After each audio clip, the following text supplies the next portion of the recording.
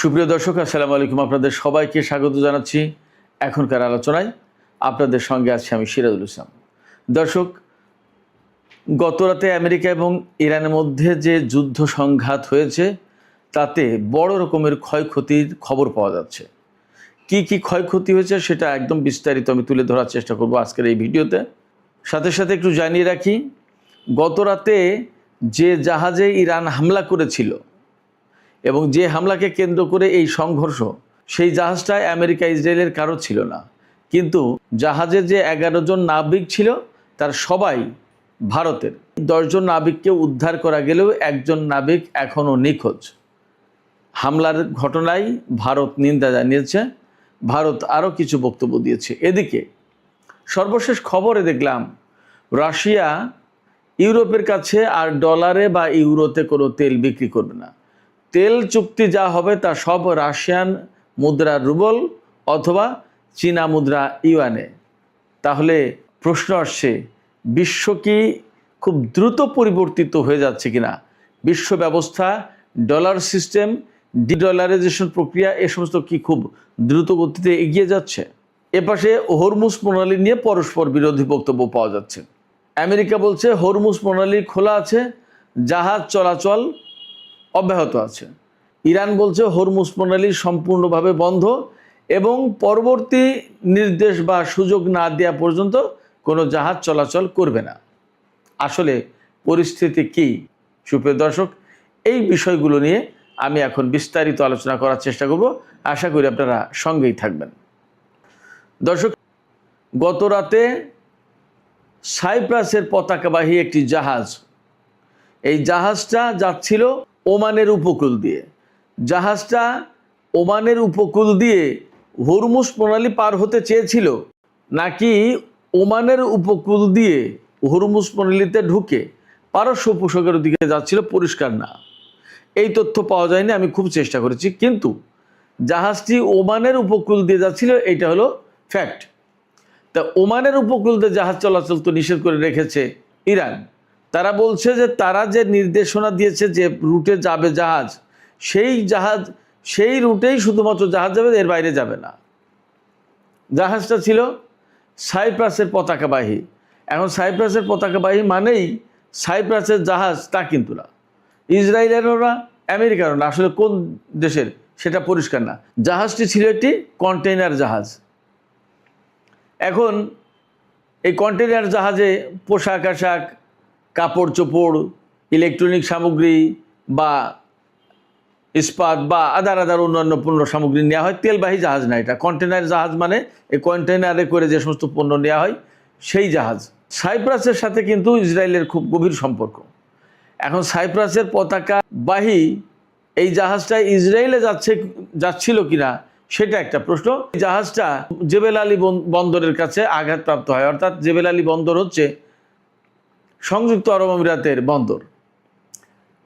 এইখান থেকে হয়তো ধারণা করা যায় যে জাহাজটা হয়তো সংযুক্ত আরব আমিরাত থেকে ইসরায়েলের দিকে বা ইসরায়েলি পণ্য নিয়ে যাচ্ছিল, বাট সাইপ্রাসের পতাকাবাহী জাহাজ। এবং ইসরায়েলের সাথে ভারতের যথেষ্ট ঘনিষ্ঠ সম্পর্ক, নাবিক সবাই কিন্তু ভারতের। আমি এর মানে কোনো সিদ্ধান্ত দিচ্ছি না, কিন্তু ঘটনাগুলো আমি শুধু তুলে ধরছি। আসলে কি ঘটেছে আমরা পরিষ্কার না। এই জাহাজে হামলার পর আমেরিকা ইরানের উপর হামলা চালায় এবং 140টি লক্ষ্যবস্তুতে বিভিন্ন জায়গায় হামলা করেছে। আমেরিকার যুদ্ধমন্ত্রী পিট হেগসেথ বলেছেন যে আমরা বারবার ইরানকে বলেছি যে তোমরা এরকম হামলা করো না, এখন মজাটা বুঝুক। তিনি যা বলেছেন তার মানে দ্বারা এইরকম যে মনে হচ্ছে যেন আমেরিকা ইরানকে একেবারে ধ্বংস করে দিয়েছে, এখন মজা বুঝুক, বিষয়টা তারা বুঝুক। এদিকে এই যে সাইপ্রাসের পতাকাবাহী যে জাহাজ হামলার শিকার হলো, সেই জাহাজে যে 11 জন নাবিক, ভারতীয় নাবিক ছিল, তাদের ভিতরে 10 জনকে উদ্ধার করা গেছে, একজনকে পাওয়া যায়নি, নিখোঁজ। সম্ভবত মারা যেতে পারে সাগরের ভেতরে, কি হয়েছে এখনও পরিষ্কার না। এই ঘটনার অর্থাৎ এই হামলার নিন্দা জানিয়েছে ভারত। ভারত বলেছে যে আন্তর্জাতিক পানিসীমায় বা আন্তর্জাতিক নৌপথে আন্তর্জাতিক আইন অনুসারে স্বাধীনভাবে জাহাজ চলাচলের সুযোগ থাকা উচিত। এই হামলা, এই যুদ্ধ বন্ধ হোক এবং বেসামরিক জাহাজে হামলা করা উচিত না, ইত্যাদি ইত্যাদি। এখানে যে সমস্ত পয়েন্টগুলো খুব খেয়াল করলে বোঝা যায়, সেই পয়েন্টগুলো যদি আমরা উল্লেখ করি তাহলে দেখা যাবে ভারত মূলত ইরানকেই দায়ী করেছে অনেক কিছুর জন্য। যেমন ইরান এই হামলা চালিয়েছে আন্তর্জাতিক নৌপথে, আন্তর্জাতিক আইন মেনে স্বাধীনভাবে জাহাজ চলাচল করা উচিত, কিন্তু সেটা করতে দিচ্ছে না ইরান। প্রশ্ন হচ্ছে যে হরমুজ প্রণালীকে আন্তর্জাতিক নৌরুট বলা হচ্ছে, কিন্তু বাস্তবতা হচ্ছে ওমান এবং ইরানের উপকূল থেকে যদি আন্তর্জাতিক আইন অনুযায়ী দুই দেশের সীমানা বন্টন করা হয় তাহলে আন্তর্জাতিক কোনো রুট এখানে থাকে না। অর্থাৎ ইরানের উপকূল থেকে যদি সামনে আসা হয়, ইরানের যে আন্তর্জাতিক আইন অনুযায়ী যেটুকু নিজস্ব ভূখণ্ড বা নিজস্ব জলসীমা বলে গণ্য হবে, উপকূল ভাগ বলে গণ্য হবে, সেইটুকু যদি দেয়া হয়, আর দক্ষিণ পাশে যদি ওমানকে একইভাবে দেওয়া হয়, তাহলে মাঝখানে আর আন্তর্জাতিক কোনো জলপথ থাকে না, দুই দেশের ভেতরে ভাগাভাগি হয়ে যায়, আর নতুন কোনো জলপথ জাহাজ চলাচলের জন্য আন্তর্জাতিক রুট কিন্তু আর থাকে না। সেক্ষেত্রে আন্তর্জাতিক রুট বলা যাবে কি যাবে না সেটা কিন্তু অবশ্যই একটা ভাববার বিষয়। তারপরে ভারত বলেছে সংঘাত না, কূটনৈতিক আলাপ আলোচনার মাধ্যমে এই সমস্যার বা এই সংকটের সমাধান করতে হবে। কিন্তু আমেরিকা যে ইরানের উপরে এত ব্যাপকভাবে হামলা চালাচ্ছে বা হামলার প্রেক্ষাপট যে তৈরি করে দিচ্ছে কারা, ভারত কিন্তু এই দিকে বলেনি, এই দিকে কোনো কথা বলেনি। যাই হোক, আমি ভারতের প্রসঙ্গটা শেষ করি এখানেই, আমরা চলে যাই অন্য আলোচনায়। সেই আলোচনাটা হচ্ছে যে কালকে যে হরমুজ প্রণালীকে কেন্দ্র করে এত সংঘাত সংঘর্ষ হলো, তাতে আমেরিকা প্রথমে ইরানের উপর হামলা চালিয়েছে। ইরানের বিভিন্ন ড্রোন কেন্দ্র, কন্ট্রোল অ্যান্ড কমান্ড সেন্টার, তারপরে ক্ষেপণাস্ত্র উৎক্ষেপণ কেন্দ্র, লঞ্চার, এরকম বিভিন্ন জায়গায় হামলা চালিয়েছে। এর ভিতরে সামরিক বেসামরিক বহু লক্ষ্যবস্তু আছে। কিশদ্বীপ, কেশম দ্বীপ, তারপরে আপনার খুজেস্তান প্রদেশ, ইরানের মধ্যাঞ্চলীয় প্রদেশ, মধ্যাঞ্চলী মানে ইস্পাহান প্রদেশ, এই সমস্ত জায়গায়। এমনও খবর পেয়েছি, আমি তো আগেই আপনাদেরকে জানিয়েছি, আমার ছোট ছেলে ইরানে চলে গেছে, যুদ্ধের কারণে চলে এসেছিল, 3-4 দিন আগে চলে গেছে, 9 তারিখে সে ইরান পৌঁছেছে। সে জানালো তেহরানেও যুদ্ধ বিমানের শব্দ পাওয়া গেছে। এখন এই যুদ্ধ বিমান ইরানের বিমান ছিল নাকি আমেরিকার বিমান ছিল পরিষ্কার না, কারণ রাতের অন্ধকার। তো তেহরানের আকাশে যখন যুদ্ধ বিমানের শব্দ পাওয়া গেছে, তার মানে তেহরানের আকাশের দিকে আমেরিকা বা ইসরায়েলের বিমান গিয়েছিল। তার মানে বেশ বড় 140টা লক্ষ্যবস্তুতে হামলা করেছে, খুব সহজ কথা না। এর জবাবে ইরান যে হামলা চালিয়েছে তাতে কি কি ক্ষয়ক্ষতি হয়েছে, বড় রকমের ক্ষয়ক্ষতি হয়েছে। আমি আপনাদেরকে একটু শোনাই, দেখবেন। সর্বশেষ খবরে যা জানলাম, আমেরিকার একটি, আমার কাছে মনে হলো যে F-35 যুদ্ধ বিমান ভূপাতিত হয়েছে, ক্ষতিগ্রস্ত হয়েছে। এরপরে কাতারে মার্কিন যুদ্ধ বিমান রক্ষণাবেক্ষণ এবং মেরামত করার যে কেন্দ্র, এটা একদম কমপ্লিটলি ধ্বংস হয়ে গেছে, সম্পূর্ণভাবে ধ্বংস হয়ে গেছে। জর্ডানে মার্কিন কন্ট্রোল অ্যান্ড কমান্ড সেন্টার একদম সম্পূর্ণভাবে ধ্বংস হয়ে গেছে। জর্ডানে মার্কিন যুদ্ধ বিমানের জন্য যে জ্বালানি ডিপো, যেখানে জ্বালানি তেলের মজুদ রাখা হয়, সেই ডিপো ধ্বংস হয়েছে। এরপরে কুয়েতে মার্কিন ক্ষেপণাস্ত্র প্রতিরক্ষা ব্যবস্থা, পেট্রিয়ট সিস্টেম যেটা, সেটা ধ্বংস হয়েছে। যে পেট্রিয়ট দিয়ে ইরানের ড্রোন, ক্ষেপণাস্ত্র বা বিমান ধ্বংস করবে, সেই পেট্রিয়ট ব্যবস্থাই ধ্বংস হয়ে গেছে। এর আগে তো থার্ড পেট্রিয়ট গেছিলো, এবারও নতুন করে পেট্রিয়ট ব্যবস্থা গেল। তার মানে গত রাতে বড় রকমের ক্ষয়ক্ষতির মুখে পড়েছে আমেরিকা। কাতারে একটি স্যাটেলাইট কমিউনিকেশন অ্যান্টেনা ধ্বংস হয়েছে। আরব আমিরাতের আল জাফরা বিমান ঘাঁটি ব্যাপকভাবে ক্ষতিগ্রস্ত হয়েছে। ইরান কালকে ব্যাপক হামলা চালিয়েছে। এর পাশাপাশি হরমুজ প্রণালী তো ইরান একেবারে কমপ্লিটলি শাটডাউন করে দিয়েছে, বন্ধ করে দিয়েছে। তবে মার্কিন বাহিনী সেন্টকম তারা জানিয়েছে, এই আজকে কিছুক্ষণ আগে সন্ধ্যায় তারা বিবৃতি দিয়েছে, তারা বলেছে যে হরমুজ প্রণালী খোলা আছে এবং হরমুজ প্রণালীতে জাহাজ চলাচল অব্যাহত আছে। বাট সমস্ত ডেটা ঘেটে মোটামুটিভাবে দেখা যাচ্ছে যে জাহাজ চলাচল তেমন একটা কোনো রেকর্ড তো পাওয়া যাচ্ছে না। আসলে বাস্তবতা কি সেটা হয়তো আর একটু সময় গেলে বোঝা যাবে। তবে এর আগেও যখন হরমুজ প্রণালী বন্ধ করে দিয়েছিল ইরান, তখন কিন্তু আমেরিকা এরকম দাবি করেছিল যে হরমুজ প্রণালী খোলা আছে এবং জাহাজ চলাচল করছে, বাট সেই তথ্য কিন্তু আসলে সত্য বলে নিশ্চিত হওয়া যায়নি।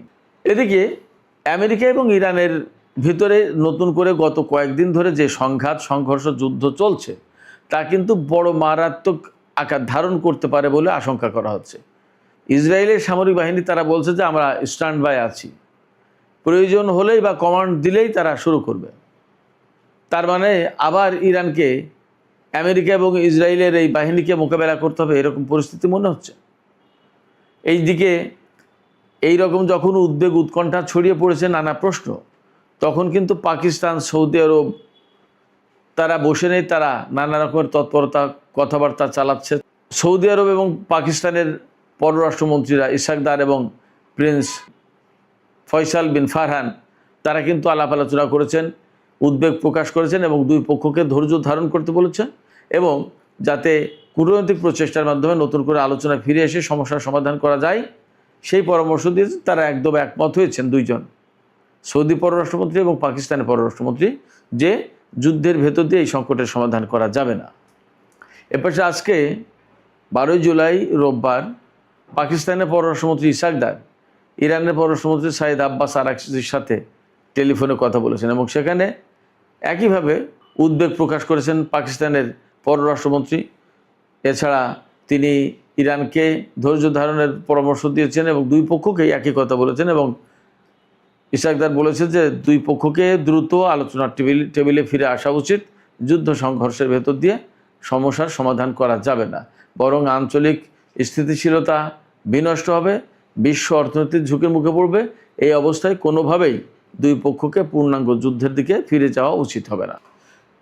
তিনি একদম সুস্পষ্ট করে বলেছেন যে গত 17 জুন ইরান এবং আমেরিকার মধ্যে যে ইসলামাবাদ সমঝোতা স্মারক সই হয়েছে, এই সমঝোতা স্মারক অনুসারে এখন নতুন করে আপোষ সভা মীমাংসা সংকট সমাধানের দিকে যেতে হবে। পাকিস্তানের উদ্বিগ্ন হওয়ার যে প্রধান কারণ সেটি হচ্ছে যে তাদের মধ্যস্থতায় বা তাদের প্রচেষ্টায় ইরান এবং আমেরিকার মধ্যে একটা যুদ্ধবিরতি কার্যকর হয়েছিল এবং একটা সমঝোতা স্মারক সই হয়েছে এবং সেই অনুযায়ী স্থায়ীভাবে যুদ্ধ বন্ধের জন্য একটা চুক্তি সই হওয়ার কথা ছিল, চূড়ান্ত চুক্তি। এটা করলে পাকিস্তানের যেমন আন্তর্জাতিক অঙ্গনে ক্রেডিবিলিটি বাড়ত, তাদের গ্রহণযোগ্যতা, বিশ্বস্ততা, তাদের উপর আস্থা আন্তর্জাতিক অঙ্গনে ফিরে আসতো, তেমনি এত বড় একটা সংঘাত বন্ধের ব্যাপারে তারা যে একটা ঐতিহাসিক ভূমিকা পালন করলে এটা ইতিহাসে গুরুত্বপূর্ণ রোল প্লে হিসেবে দেখা যেত, এটা গুরুত্বপূর্ণ একটা কাজ হিসেবে গণ্য হতো। সেই জায়গায় যখন আবার ভেঙে যাচ্ছে তখন পাকিস্তান আলটিমেটলি একটু মানসিকভাবে চাপে পড়ছে, উদ্বিগ্ন হচ্ছে এবং আবার তারা চেষ্টা করছে যে যদি দুই পক্ষকে আবার ফিরিয়ে এনে আলোচনার টেবিলে যদি সংকটের সমাধান করা যায়। তো সুপ্রিয় দর্শক, আলোচনা শেষ করব। আলোচনা শেষের আগে এই কথাই আমি বলবো যে একদম পরিষ্কার হয়েছে গত কয়েক মাসের যুদ্ধ বিগ্রহের ভেতর দিয়ে আমেরিকা, ইসরায়েল এবং ইরানের ভিতরে যে যুদ্ধ চলছে তাতে ইসরায়েল এবং আমেরিকা যতই চেষ্টা করুক ইরানকে তারা পরাজিত করতে পারছে না এবং তারা যে সমস্ত লক্ষ্য নিয়ে এই যুদ্ধ শুরু করেছিল তার একটাও পূরণ করতে পারেনি। এখন নতুন যে লক্ষ্য নির্ধারণ করেছে যে হরমুজ প্রণালী অবশ্যই খুলতে হবে, তার বিপরীতে ইরান একদম কমপ্লিটলি বন্ধ করে দিল হরমুজ। সেক্ষেত্রে যুদ্ধ হয়তো করা যাবে, অনেক বড় সংঘাতের দিকে যাওয়া যাবে, কিন্তু বাস্তবতা হচ্ছে সংকটের সমাধান করা যাবে না। যুদ্ধের ভেতর দিয়ে সংকটের সমাধান হবে না। তাহলে কি? কূটনীতির পথেই ফিরতে হবে। কিন্তু আমি আবারও বলি যে কূটনীতির মাধ্যমে আসলে ইরান এবং ইসরায়েল ও আমেরিকার মধ্যে যে সমস্যা তারও সমাধান হবে না। তাহলে উপায় কি? উপায় হচ্ছে একটাই, যার যার জায়গায় ফিরে যাওয়া এবং কারোর অভ্যন্তরীণ ব্যাপারে হস্তক্ষেপ না করা। সুপ্রিয় দর্শক, আজকের আলোচনা এখানে শেষ করতে চাই। আলোচনা শেষের আগে আপনাদের কাছে জানতে চাই, মাঝখানে যে ছোট্ট একটু আলোচনা করেছি, রাশিয়া ইউরোপের কাছ থেকে তেল বিক্রির বিনিময়ে যে মুদ্রা নেবে সেটা হচ্ছে রাশিয়ান রুবেল অথবা চীনা ইউয়ান, অর্থাৎ হয় রাশিয়ান মুদ্রায় তেল কিনতে হবে ইউরোপের দেশগুলোকে, না হয় চীনের মুদ্রায়।